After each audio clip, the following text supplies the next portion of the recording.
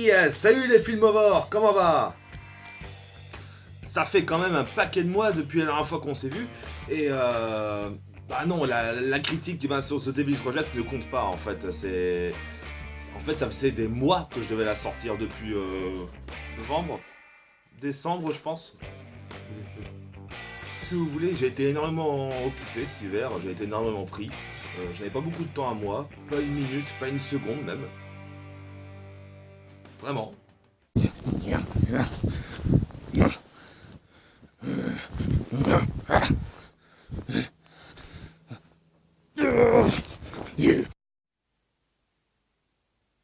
Et du coup, vu que l'hibernation est terminée, on va pouvoir rouvrir le vidéo club, dépoussiérer un petit peu tout ce bordel, et puis voir un petit peu les nouveaux films qu'on va pouvoir ranger dans les rayons. Espèce de traître! Ça fait presque 6 mois que tu m'as laissé pourrir sur tes étagères, connard! Ah bah, franchement, j'avoue, ça faisait longtemps que je t'avais pas vu, toi, ça fait plaisir. Ouais, bah, va sucer Freddy! Moi aussi, je t'aime. En tout cas, parlons peu, parlons bien, parce que des films, il y en a beaucoup! Et du coup, nous allons commencer avec un... Attends, il manque un truc, là, j'ai l'impression.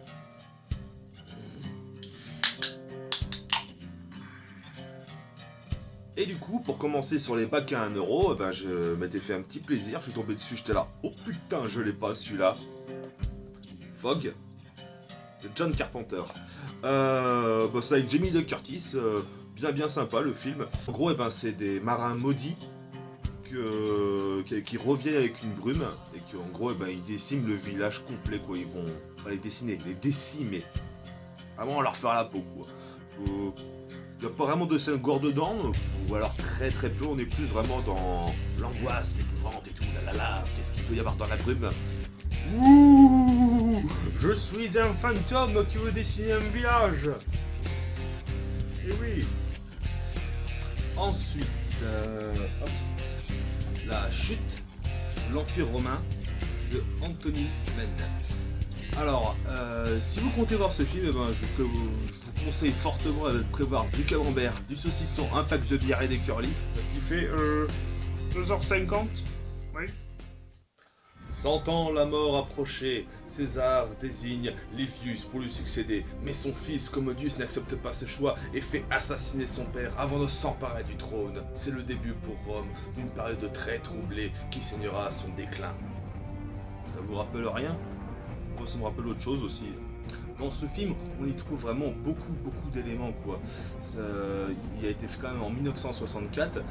C'est le genre de film à l'ancienne auquel on trouve énormément de figurants, des décors somptueux comme on n'en fait plus aujourd'hui, avec un truc vraiment post-guerrier, amour, dramatique, vraiment comme on pourrait faire avec des tragédies grecques.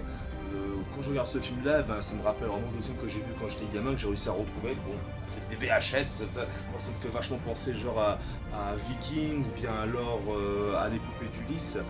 C'est vraiment arrangé dans ces catégories là, quoi. C'est des bons films qu'on peut faire à l'ancienne, on balance beaucoup de moyens. Je pense qu'ils ont dû mettre, je pense, 20 millions de dollars pour faire le film. Ils ont eu une recette de seulement 1,9 million au box-office et ça a été un des moins rentables de l'histoire du cinéma.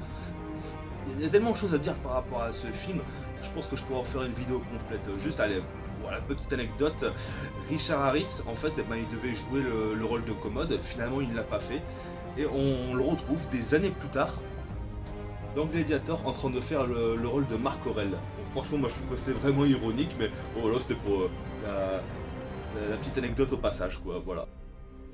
Alors, du coup, ensuite... c'est de la merde. Ça aussi, c'est de la merde.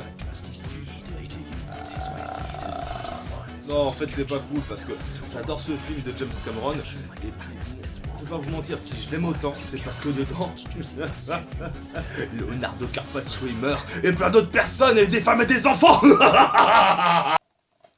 En tout cas, on peut dire que ce scénario, il est vraiment bateau. Ta gueule! Tu es moche! Il fait pas beau! Bon allez, trêve de plaisanterie, maintenant un petit nouveau du vidéo club, c'est-à-dire Good Man Town. Alors c'est un film thaïlandais qui a été fait par Sakshay Sribunak. Sakshay Sribunak. En gros, eh ben, c'est bon, on peut dire ça, c'est une espèce de Mad Max thaïlandais. Et donc, en ce qui concerne le scénario, attention, ça va aller vite. Goodman Town, ville plantée dans un univers post-apocalyptique et peuplée de criminels, de voleurs et de gangs vivant hors la loi. Le maître des lieux, Yoon Yan, est le patron le plus grande organisation de crime et règne sur la ville. Sujet de très forte croyance, Yoon Yan rencontre un voyant qui lui annonce qu'il va mourir s'il ne se marie pas avant 4 jours. Ça c'était l'ultimatum, il y en a 4 des 5 meilleurs tueurs de la région et les 4 éléments. Leur mission, trouver un meeting et s'acheter l'épouse. En parallèle, Green Card, le chef du rival des états de crime apprend la nouvelle et décide d'en profiter pour se débarrasser de Yoon Yan. De duel, la confronte les deux clans et du puissant de la région, notre s'engage entre les plus grands tueurs du pays. Mensonge, trahison, ultra-violence, règlement de compte, bienvenue à Goodman Town.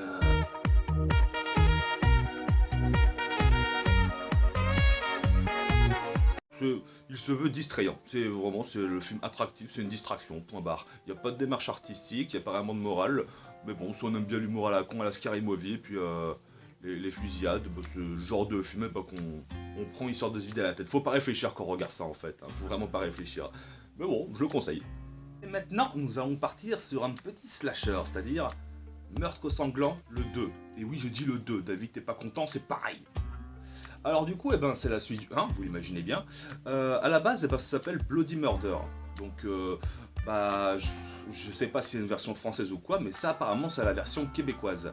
Sur ce type de slasher qu'on connaît absolument, qu'on n'est jamais surpris, qu'il y a eu je sais pas combien de sortes, combien de variétés, on n'est jamais vraiment surpris, donc du coup, eh ben, c'est assez risible, mais vu qu'ils le font avec leur délicieux accent québécois, mais ça en devient d'un ridicule. Attention, tabarnak, si tu vas dans la forêt la nuit, il y a un tueur eh ben, qui tue les jeunes randonneurs.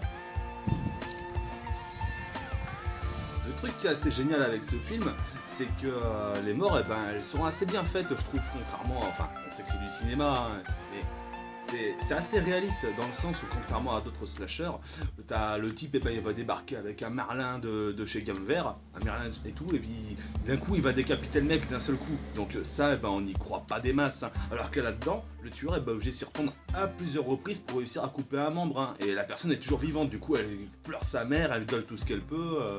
Et on voit vraiment que le membre, bah, c'est pas coupé net, quoi. C'est vraiment clac, clac, clac, clac, fait n'importe comment.